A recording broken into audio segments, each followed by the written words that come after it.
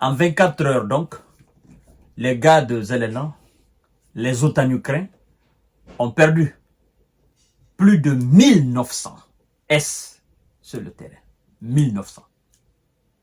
Et, mesdames et messieurs, un point stratégique de déploiement de merceaux étrangers a été anéanti. Donc, des merceaux sont partis en centaines au repos éternel. Je vais vous livrer là le bilan en 24 heures. Surtout, ce qui se passe au niveau de Pokrovsk. Le groupement centre. Ce groupement est très fort. Il avance. Ce groupement qui a conquis plus de 6-7 localités autour de Pokrovsk, qui n'est qu'à peut-être 8-7 km, ça dépend. Ce groupement frappe très fort. Mais des merceaux sont envoyés au repos éternel par l'action militaire des hommes de Vlado. Mesdames et messieurs, partagez la vidéo dans tous les groupes possibles. Les informations fusent de gauche à droite. Oui, les hommes de Vlado ont frappé des merceaux étrangers chez M. Zelena. Oh, incroyable. Mesdames et messieurs, on nous informe que les forces otanukrines ont perdu plus de 1900 S en 24 heures dans la zone de responsabilité du groupement centre. On nous apprend qu'ils ont perdu plus de 500 S et 2 chars, alors que les unités de M. Vlado continuent leur avancée. Je vous parle de ce groupement, mais vous ne comprenez pas. Le groupement centre, c'est un groupement très efficace. C'est un groupement très costaud. Toute cette semaine-là, c'est ce groupement qui a fait des avancées. Parce que c'est ce groupement qui veut prendre Pokrovsk. Le groupement ouest, mesdames et messieurs, a repoussé 5 contre-attaques, dont celle de la brigade Azov. Les Otanukrins ont perdu à ce niveau jusqu'à 510 S et 4 dépôts de munitions, mesdames et messieurs. Nous passons au groupement sud qui a occupé des positions plus avantageuses en infligeant aux Otanukrins une perte de 530 S et un char Abrams de production de l'oncle Sam. Je vous ai dit hier, non?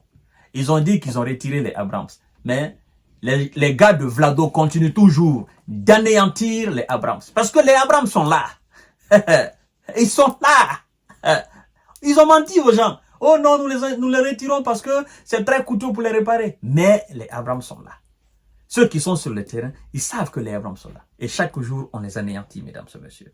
Ça, c'est pourquoi je vous ai dit hier, le pays de l'oncle Sam, le patron, il dit une chose la journée, la nuit, il dit le contraire.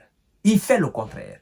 Et ça, elle aussi s'en fout. Que ça soit la journée, la nuit, elle a sa stratégie de combat. Et elle n'a confiance qu'à cette stratégie, qu'elle ne cesse de perfectionner depuis le début des hostilités, mesdames et messieurs. Alors, les forces otanukrines ont perdu jusqu'à 130 S et un canon César de nos amis français dans la zone de responsabilité du groupement S, mesdames et messieurs. Le groupement Dniepr a éliminé jusqu'à 60 S des Otanukrins et anéanti complètement 2 obusiers D20. La défense aérienne, parce que ça se passe aussi dans l'air, la défense aérienne de M. Vlado a neutralisé 41 drones et 8 roquettes HIMARS de fabrication de M. Biden. Mesdames et messieurs et mesdemoiselles, les gars qui sont à Koursk, dans la région russe de Koursk, ces gars, ils aimeraient être aujourd'hui juste tout près, à 5 mètres des larves du volcan, que de rester à Koursk. Vous voyez ce que je voulais dire? Les larves du volcan, les gars de Zelelan qui sont à Koursk, ils souhaiteraient être aujourd'hui tout près, à 5 mètres, n'est-ce pas, des larves du volcan, que de rester à Koursk. Parce que ce qui se passe à Koursk, dans cette région-là, ce qu'ils sont en train de vivre là, non.